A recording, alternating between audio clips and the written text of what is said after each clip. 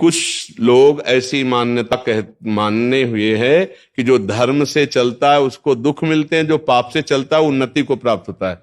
ऐसा नहीं है। साफ दिल मतलब सत्य पे बोलना, सत्य पे चलना, सत्य आचरण करना। तो दुख किसको हो रहा है?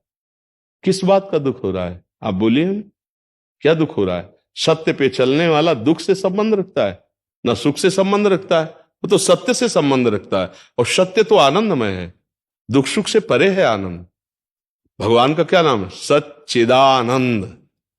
तो सत्य तो आनंद से संबंध रखता है, सुख दुख से थोड़ी रखता है। सुख दुख से तो मायाकृत शुभ और अशुभ कर्मों का परिणाम संबंध रखता है। सत्य तो आनंद से संबंध रखता है। किसका प्रश्न है? हाँ, तो ऐसा कैसे? आप व्यवहारिक शब्दों का प्रयोग भले कर लें, परमार्थिक शब्दों में ऐसा आप नहीं बोल सकती कि मैं अच्छे दिल वाले और साफ पवित्र भाव आचरण वाले और मैं दुखी हूं। ऐसा कैसे हो सकता है सखी?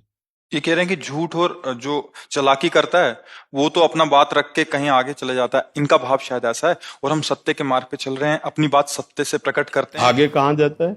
मतलब संसारिक विषयों में या पदोन्नति अरे तो नष्ट होने जा रहा है, पतंगा आग में लपटने जा रहा है, तो नष्ट होने जा रहा है।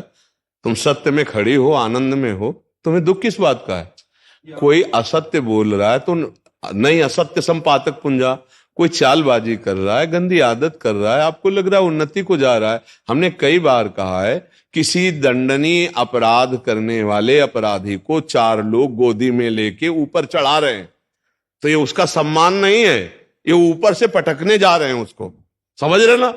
कि बड़ा सम्मान, चार लोग गोद में लिए हुए, नहीं नहीं, ये उसको ऊपर से पटकने जा रहे हैं। तो जो आपको दिखाई देती है ना पापाचरण करने में उन्नति, वो उनके सुकृत नष्ट हो रहे हैं वर्तमान में, जो पूर्व के हैं, और वर्तमान का जो पापाचरण है वो उनको पटकने ले जा रहा है ऊपर। ऐसा मेटिया मेट करेगा, किसी काम के नहीं रहेंगे।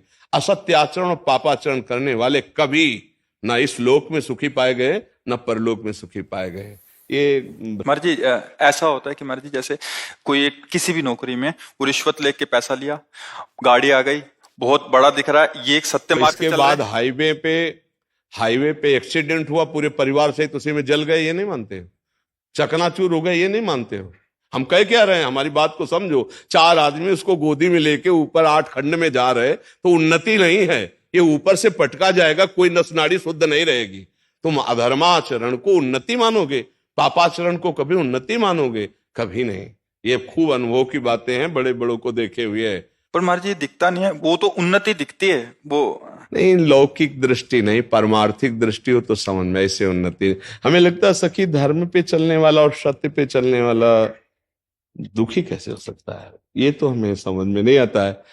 दुखी नहीं हो सकता। अव्यवस्था को दुख मानते हो अगर, तो ये अव्यवस्थाएं कोई टिकाऊ नहीं। अगर थोड़ी देर के लिए किसी को अनुकूलता मिलती तो थोड़ी देर के लिए प्रतिकूलता मिलती है। मात्रा स्पर्शास्तु कौन्तेय शीतोष्ण सुख दुखदा आगमा पाइनो अनित्यास्तास्ति तिक्षस्व भारत। इनको सहन करे जो दुख सुख की बाहरी व्यवहारिक परिस्थितियां, सत्य पे चलने वाले को परम आनंद की प्राप्ति होती है। भगवान का नाम सत्य है, भगवान सत्य नारायण है, भगवान सच्चिदानंदमय है। ऐसा भाव ही नहीं करते, ऐसा निगेटिव भाव बैठा लेंगे ना आप, तो फिर आप ना तो सत्य पे चल पाएंगे और ना आप सुखी हो पाएंगे।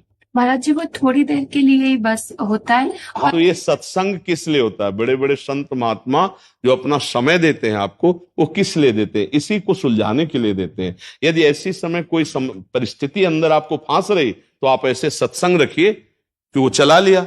अलग अलग प्रसंग है सत्संग के, कभी मन को वश में करने के, कभी काम विजय प्राप्त करने के, कभी समस्याओं के समाधानों के। तो चतुर विवेकी सत्संगी वो कि वो उतना काट करके अलग रख ले, और जब अपना जो विषय फंसा रहा हो वही चला दे, तो अपने को समाधान मिल जाएगा। अगर हम सत्संग नहीं सुनेंगे, नाम जप नहीं करेंगे, तो फिर फंसा तो लेगा ही मन, कहीं ना कहीं फंसा लेगा। तो इसलिए मुझे लगता है सत्संग सुनिए, नाम जप कीजिए, और असत आचरणों की उन्नति को आप धोखा मानिए। वो नष्ट होने के लिए विधान बनता है, वो सुखी होने के लिए नहीं। अगर पापाचरण करके कोई सुखी होता तो रावण जैसे बलिष्ठ ये सुखी होते। परिणाम को देखिए, रान को कुल रोवनी हारा, राम विमुख असहाल तुम्हारा, रहा न को कुल रोवन। विवेकवान वही कदम रखने के पहले परिणाम देखे कि मैं पैर कहां रख रहा हूं। मूर्ख वही है कि चलो यार देखा जाएगा। जब अंधे कुएं में गिर जाओगे तब क्या देख पाओगे? ये अंधा कुआं है संसार, इसमें काम क्रोध लोभ मोह मद मत्सर ऐसी फिसलन है कि वहीं पहुंच जाओगे जहां से निकलना मुश्किल है। 5 मिनट की गलती आजीवन कारावास, एक भयानक गलती फांसी का फंदा गले में, गोली मार दी गई बहुत होश में। तुम्हारा मन तुम्हें गलत सलाह दे करके तुम्हें ऐसी जगह पहुंचा देगा कि जीवन भर तड़पते रहोगे, न परिवार से मिल पाओगे और न धर्म कर पाओगे, न भगवत प्राप्ति कर